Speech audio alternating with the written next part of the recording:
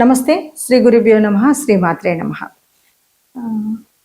June మాసం 2026 గాను రెండవ పక్షానికి మరి గోచార ఫలితాలు ఎలా ఉన్నాయో చూద్దాం. ఈ గోచార ఫలితాలు దేని మీద ఆధారపడతాయంటే గ్రహాల యొక్క స్థితిని బట్టి, యుతిని బట్టి, వాటి యొక్క దృష్టిని బట్టి ఉంటాయి. మరి ఈ రెండవ పక్షంలో గ్రహాలు ఎలా ఉన్నాయని చూసినట్టయితే మనకి వృషభ రాశిలో కుజుడు, తర్వాత మిథునంలో రవి, బుధ వీరిద్దరు ఉంటాడు. తర్వాత కర్కాటకంలో గురు, తర్వాత శుక్రుడు కూడా వస్తాడు. తర్వాత సింహరాశిలో కేతువు, తర్వాత మీనరాశిలో శని, తర్వాత కుంభరాశిలో రాహు.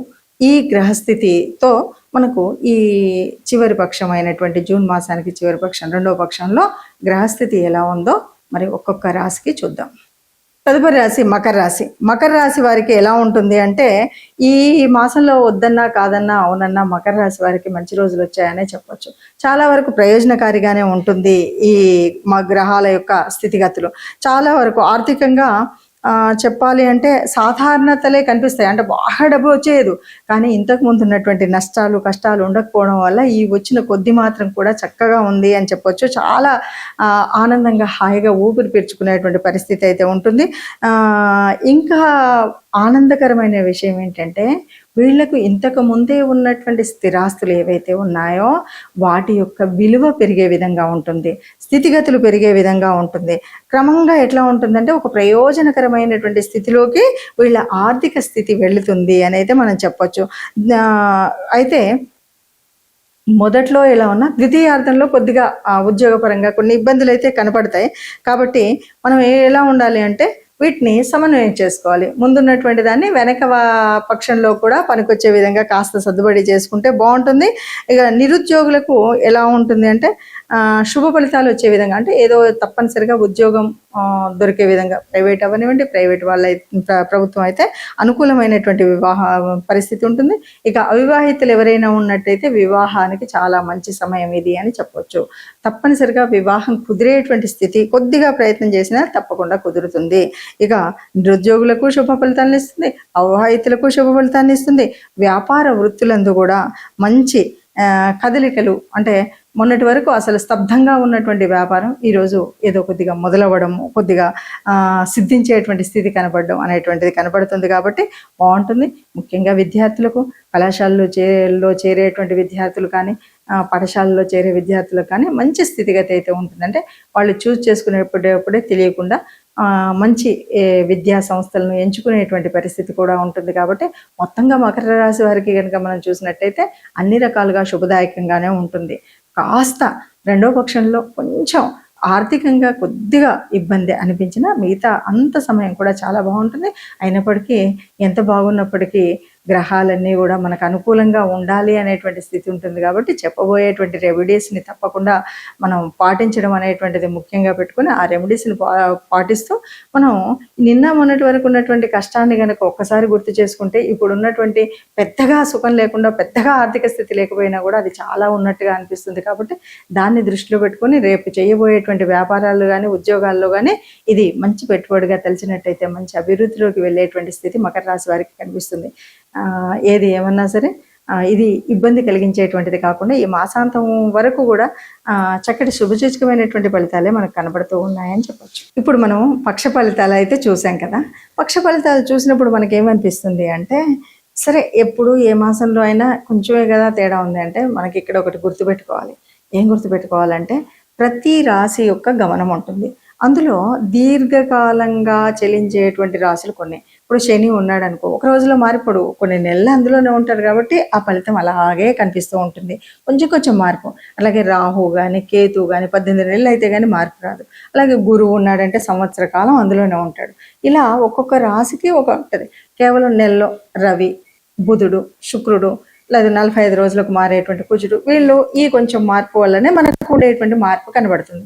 మరి మొదటి పక్షానికి రెండవ పక్షానికి తేడా ఏంటి అంటే మనం అవునన్నా కాదన్నా రవి మొదటి పక్షంలో ఒక చోట, అంటే 15 రోజులకు ఒకసారి నెలకు మారుతున్న 15వ తారీఖు మార్పు జరుగుతుంది. కాబట్టి మొదటి 15 రోజులు ఒకవైపు ఒకలాగా, రెండవ 15 రోజులు ఒకలాగా కనిపిస్తుంది. ఆ రవి మారినటువంటి వల్ల రవి యొక్క ఏదైతే రవి ఇచ్చేటువంటి కారకత్వాల వల్ల మనకి మార్పు అనేటువంటిది, ఆ చిన్న మార్పు కానీ పెద్ద మార్పు కానీ కనబడుతూ ఉంటుంది. ఉంటుందన్నమాట. రవి ఉన్న స్థానాన్ని బట్టి, రవి చెందేటువంటి మార్పులు బట్టి, అలాగే బుధుడు చెందేసేటువంటి వాటిలో ఈ ఆలోచన శక్తి ఎలా ఉంటుంది ఏంటి అని మనం చెప్తాం. ఇలా చూస్తూనే మనం చెప్పుకునేటువంటిదే ఈ గ్రహస్థితి. మరి ఇలా చెప్పుకున్నప్పుడు మరి అలా చెప్పినా కూడా మీరు అన్నట్టుగా కొన్ని చోట్ల బాగా అనిపించింది, కొన్ని చోట్ల నాకు ఎగ్జాక్ట్గా అనిపించలేదు అంటాం. ఇవన్నీ కూడా మనం ఎందుకంటే ఈ బుధుడు ఇక్కడ ఉన్నాడు కాబట్టి యోజన శక్తి తక్కువ ఉంది, ఆలోచన విధానం తక్కువ ఉంది. ఈ బుధుడు ఇక్కడ ఉన్నాడు కాబట్టి ఈసారి మనకు మంచిగా అవుతుంది. గురువు ఉచ్చస్థానంలో ఉన్నాడు కానీ మీకు అనుకూలమైన స్థితి లేదు కాబట్టి ఆయన ఆలోచించే విధానం లేదు. గురువు ఉచ్చంలో ఉన్నాడు, మీకు అనుకూలమైన గ్రహం కాబట్టి మంచి మేధాశక్తి, మంచి ఆలోచన విధానం ఉంటుంది అని చెప్తాం. అంటే దీన్ని చెప్పేటప్పుడు అలా చెప్పడం వల్ల ఓహో నాకు ఇప్పుడు గురుగ్రహం సరిగ్గా అనుకూలంగా లేదు కాబట్టి నేను యోచించేటప్పుడు, ఎవరితో అయినా మాట్లాడేటప్పుడు, పెద్దలతో ఉండేటప్పుడు నేను ఇలాంటి నిర్ణయాలు తీసుకోవాలని ముందు జాగ్రత్త చర్యగా మనం చేయాల్సిన పనుల గురించి చెప్పేటువంటిది. దానివల్ల ఏవైతే నష్టాలు జరగవలసి ఉన్నవో ఆ నష్టాలు రాకుండా చూసుకోవడం కోసమే మనం ఈ పక్షఫలాలైనా మాసఫలాలైనా చెప్పుకుంటూ ఉంటాం.